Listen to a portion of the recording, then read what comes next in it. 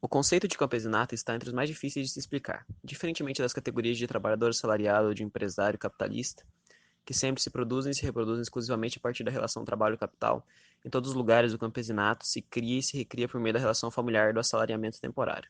O campesinato só pode ser compreendido em um processo multidimensional, ou seja, na interação de todas as dimensões do desenvolvimento humano: político, econômico, social, natural e cultural. O trabalho na terra e a produção de alimentos são relações principais que identificam diferentes tipos de campesinato em qualquer parte do mundo.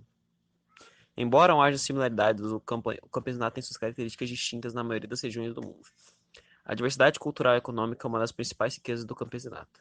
Os camponeses indígenas de Chiapas, no México, e os gaúchos do Rio Grande do Sul, Brasil, possuem entre si semelhanças e diferenças.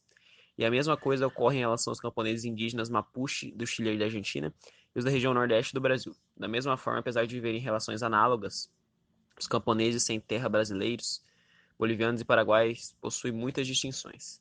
Essas diferenças e semelhanças estão representadas nos diversos conceitos adotados para se referir ao campesinato: pequeno agricultor, lavrador, agricultor familiar, campesinato indígena, pequeno produtor, agricultor familiar camponês, produtor familiar, etc. Essas diferenças refletem as múltiplas relações sociais que os camponeses estão envolvidos. Na dimensão econômica, as situações em que distintas relações ocorrem ao mesmo tempo. Um exemplo é o camponês desenvolver o trabalho familiar em sua terra e trabalhar como assalariado para completar sua renda.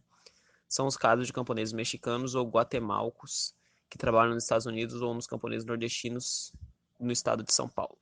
Outro exemplo é o camponês que precisa contratar trabalho assalariado em períodos como o de safra, em que a mão de obra da sua família se torna suficiente, ou ainda o camponês trabalhar como assalariado em um período, contratar assalariados em outro. Em alguns casos, o campesinato é pluriativo, trabalha nas cidades ou no campo em atividades não agrícolas.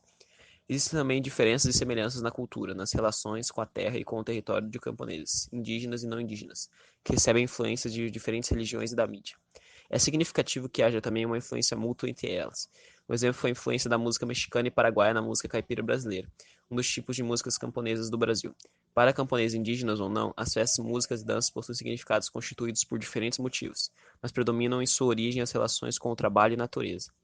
Propriedade da terra tem vários sentidos: particular, comum e comunitário. Dentre as características comuns dos camponeses destaca-se a organização do trabalho e da produção familiar e comunitária.